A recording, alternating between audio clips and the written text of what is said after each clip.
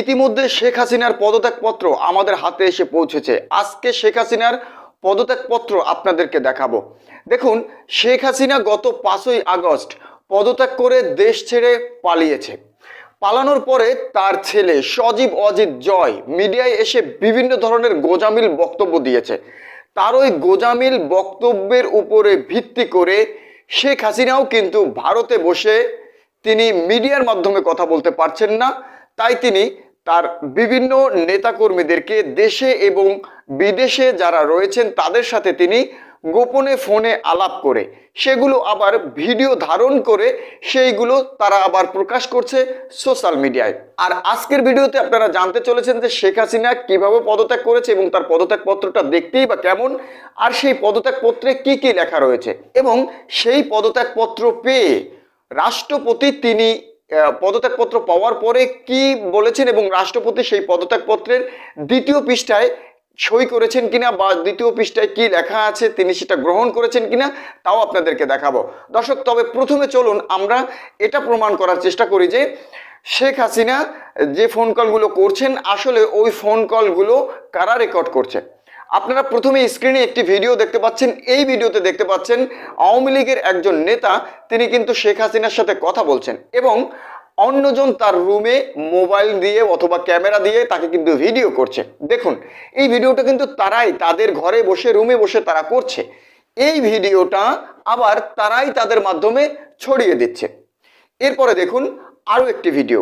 এই ভিডিওতেও এক ব্যক্তিকে কথা বলতে দেখা যাচ্ছে। তিনি মোবাইল ফোনে যে শেখ হাসিনার সাথে কথা বলছেন সেই মোবাইল ফোনটাকে কিন্তু তিনি রেকর্ড করছেন এবং রেকর্ড করে সেটা কিন্তু তিনি ভাইরাল করেছেন।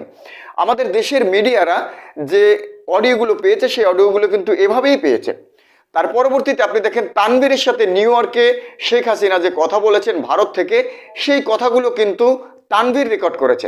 আপনারা যদি ভয়েসটা একটু শোনেন, সবাই এলাকার বাইরে আপা, এটা হচ্ছে তানভীরের ভয়েস। এবার আপনারা শেখ হাসিনার ভয়েসটা একটু শুনুন। এইটা হচ্ছে শেখ হাসিনার ভয়েস। এই দুইটা ভয়েসের মধ্যে আপনারা পার্থক্যটা লক্ষ্য করেছেন?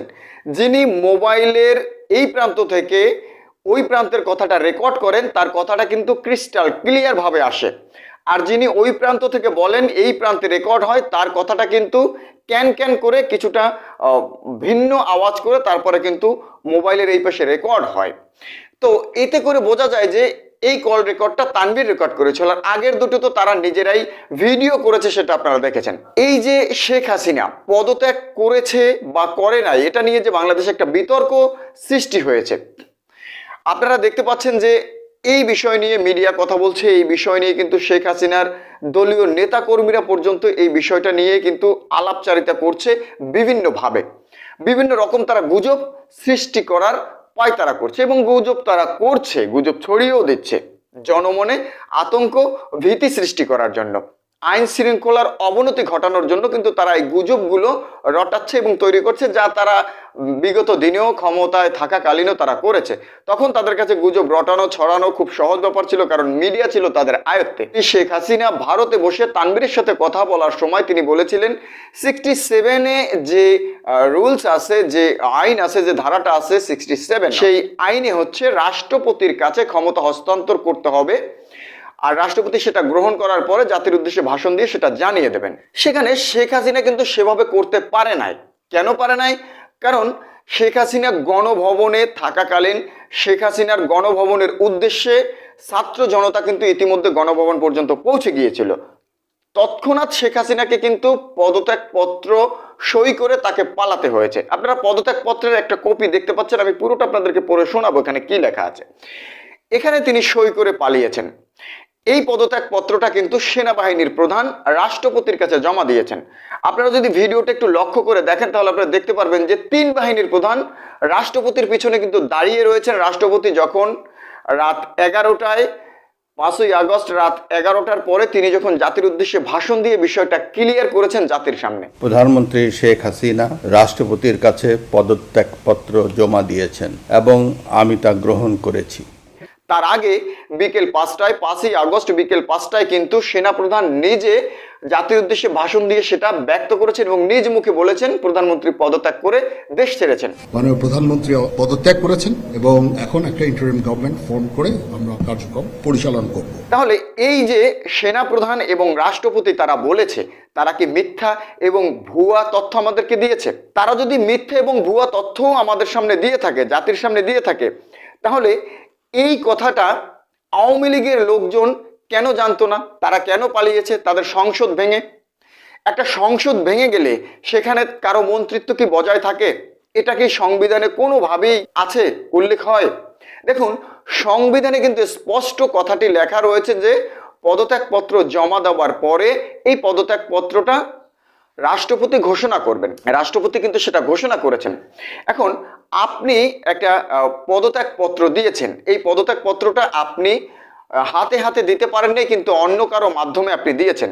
যেমন আপনি আমাদের সিস্টেম অনুযায়ী যদি আপনি কারো কাছ থেকে কোনো চারিত্রিক সনদ নিতে যান, তাহলে কিন্তু আপনার চারিত্রিক সনদে লেখা থাকে যে আমি উহাকে চিনি, উহা দেশবিরোধী কোনো কার্যকলাপে যুক্ত নেই, তার চরিত্র অনেক ভালো, এই বলে কমিশনার অথবা চেয়ারম্যান একটা সই করে দেয়। কমিশনার কি আদৌ আপনাকে দেখেছে বা জেনেছে? আপনার এই চারিত্রিক সার্টিফিকেট কিন্তু আপনি ছাড়া অন্য কেউ এটা আনতে পারে। আবার কোনো দরখাস্ত আপনি ছাড়া কিন্তু অন্য কেউ সেটা জমাও দিতে পারে। আর ওই দরখাস্ত পাওয়ার পরে যিনি দরখাস্ত পেয়েছেন তিনি কিন্তু বলে দেন যে হ্যাঁ, অমুক আমার কাছে দরখাস্ত জমা দিয়েছে, আমি দরখাস্তটা পেয়েছি। এখানে আপনার উপস্থিত থাকা বা না থাকা কোনো ব্যাপারই না, কোনো বিষয় না। আপনার দরখাস্তটা পাওয়াটাই হচ্ছে সবচেয়ে বড় বিষয়। এই দরখাস্ত পাওয়ার পরে সেনাপ্রধান কিন্তু ভাষণ দিয়েছিলেন যে শেখ হাসিনা পদত্যাগ করে দেশ ছেড়ে পালিয়েছেন। এরপরে রাত 11টার পরে রাষ্ট্রপতি কিন্তু সেই পদত্যাগপত্র পাওয়ার পরে তিনি কিন্তু জাতির উদ্দেশ্যে ভাষণ দিয়ে জানিয়ে দিয়েছেন যে শেখ হাসিনা দেশ ছেড়ে পালিয়েছেন। এবার আপনাদের উদ্দেশ্যে আমি সেই পদত্যাগপত্রটি আপনাদেরকে একটু দেখাতে চাই। এখানে আপনারা পদত্যাগপত্রটি দেখতে পাচ্ছেন।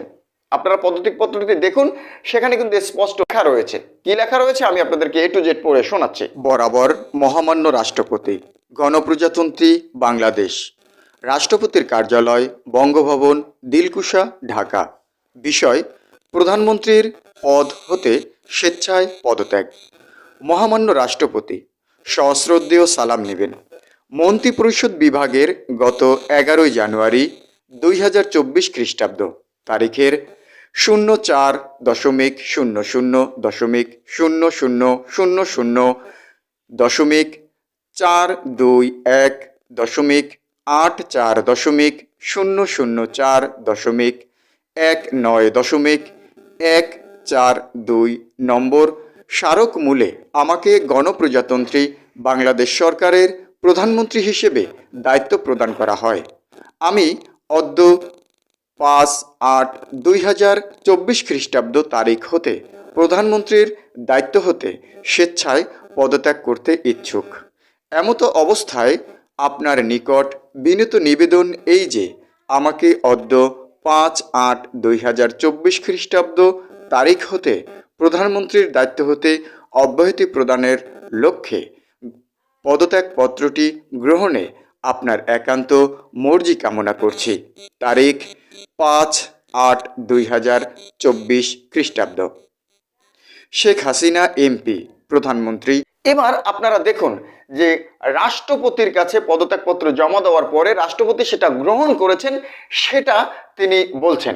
রেজিস্টার্ড নং DA-1, গণপ্রজাতন্ত্রী বাংলাদেশ সরকার, বাংলাদেশ গেজেট, অতিরিক্ত সংখ্যা, কর্তৃপক্ষ কর্তৃক প্রকাশিত, সোমবার 5 আগস্ট 2024। গণপ্রজাতন্ত্রী বাংলাদেশ সরকার, মন্ত্রী পরিষদ বিভাগ, প্রজ্ঞাপন, ঢাকা, শ্রাবণ 20/1431 5 আগস্ট 2024। 04/04/000/84.19.282। মাননীয় প্রধানমন্ত্রী শেখ হাসিনা পদত্যাগ করছেন। তাহার পদত্যাগপত্র গৃহীত হইয়াছে। 1. মশিউর রহমান। 2. ডক্টর তৌফিক এলাহি চৌধুরী বীর বিক্রম। 3. ডক্টর গহর রিজভী। এই পদত্যাগ অবিলম্বে কার্যকর হবে। রাষ্ট্রপতির আদেশক্রমে মোহাম্মদ শাহাবুদ্দিন, মহামান্য রাষ্ট্রপতি, গণপ্রজাতন্ত্রী বাংলাদেশ। আপনারা এই 2 পৃষ্ঠার পদত্যাগ পত্রটি আপনারা দেখলেন, তবে এই 2 পৃষ্ঠার পদত্যাগ পত্রটি কিন্তু এডিট করে বানানো হয়েছে। এই পদত্যাগ পত্রটি কিন্তু আসলে অরিজিনাল পদত্যাগ পত্র নয়, কিন্তু পদত্যাগ পত্র এমনই হয়ে থাকে। এই পদত্যাগ পত্র দেখানোর জন্য আওয়ামী লীগরা এতই উৎফুল্ল যে তারা এটা দেখতে চায় যে আসলে শেখ হাসিনা পদত্যাগ করেছেন কিনা। তবে মূল বিষয় হচ্ছে পদত্যাগ পত্রে আপনি সই করুন বা না করুন, অথবা আপনি পদত্যাগ পত্র জমা দিন বা না দিন, সেটা কোনো ফ্যাক্ট নয়। এখন বর্তমানে ফ্যাক্ট হচ্ছে আপনি আপনার দায়িত্ব থেকে সরে গিয়ে অন্যত্র পালিয়ে গিয়েছেন, কারণ আপনি অপরাধী। আপনার নামে কেউ যদি চুরির অপবাদ দেয় আর আপনি যদি এলাকা ছেড়ে পালান, তাহলে এলাকাবাসী কিন্তু মনে করবে অবশ্যই আপনি চুরি করেছেন, না হলে আপনি কেন এলাকা ছাড়বেন। যেহেতু আপনার বিরুদ্ধে মানুষ অভিযোগ তুলেছে, আপনি সেই অভিযোগে দোষী সাব্যস্ত আপনার নিজের কাছে, তাই আপনি বিবেকের তাড়নায় আপনি কিন্তু পালিয়ে গিয়েছেন। অতএব আপনি অপরাধী। আপনি অপরাধী না হলে পালাতেন না। বাংলাদেশের জন্মের পর থেকে বাংলার ইতিহাসে কোনো নেতা পদত্যাগ করার পরে তিনি কিন্তু পালাননি। এ পর্যন্ত কিন্তু অনেকেই পদত্যাগ করেছেন, যেমন এরশাদ পদত্যাগ করেছেন, খালেদা জিয়া পদত্যাগ করেছেন, আপনিও পদত্যাগ করেছেন, কিন্তু আপনার পদত্যাগটা হয়েছে নির্লজ্জ পদত্যাগ। আপনার পতনটা হয়েছে নির্লজ্জ পতন।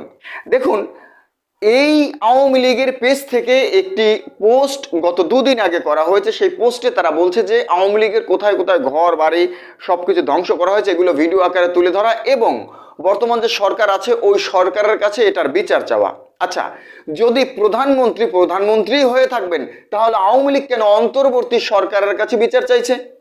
আওয়ামী লীগ কিন্তু বুঝে গেছে, ধরে নিয়েছে, এবং আওয়ামী লীগ জানে যে এই অন্তর্বর্তীকালীন সরকার এখন প্রতিষ্ঠিত একটা সরকার, এই সরকারকে হটানো সম্ভব না।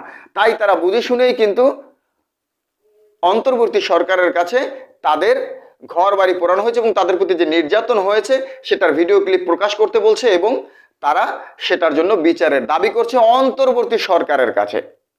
প্রধানমন্ত্রী শেখ হাসিনা থাকলে তো প্রধানমন্ত্রীর কাছেই এটা দাবি করতে পারতো। আওয়ামী লীগ থেকে, আওয়ামী লীগের ভেরিফাইড ফেসবুক পেজ থেকেই কিন্তু তারা এটা দাবি করছে। দেখেন, তাহলে তারা কিন্তু এটা দাবি করছে না যে শেখ হাসিনা কিন্তু এখনো প্রধানমন্ত্রী, এটা কিন্তু তারা দাবি করছে না।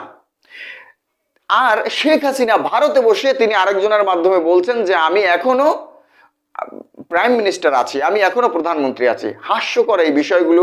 শেখ হাসিনা সেখানে বসে কিভাবে যে বলছেন, এই কথাগুলো কিভাবে বলছেন, সেটা আসলে বোধগম্য নয়। এগুলো আসলে একেবারেই নিছক বাচ্চাদের কথার মতো কথা হয়ে যাচ্ছে। আর এই পদত্যাগ পত্রটা আপনারা দেখিয়ে দেবেন যে পদত্যাগ পত্র এরকমই হয়, এই জমা দেউক আর না দেউক, এটা রাষ্ট্রপতি যখন মুখ থেকে বলে যে পদত্যাগ হয়ে গেছে, তখন সেটা পদত্যাগ হয়ে গেছে, এখানে আপনার সিগনেচার করারও কোনো প্রয়োজন নেই। আজকের ভিডিওটি পর্যন্ত। ভালো লাগলে লাইক করবেন, কমেন্ট করবেন, আর অবশ্যই ভিডিওটি শেয়ার করবেন। আজ বিদায় নিচ্ছি, ইনশাআল্লাহ দেখা হচ্ছে পরবর্তী কোনো ভিডিওতে। আল্লাহ হাফেজ।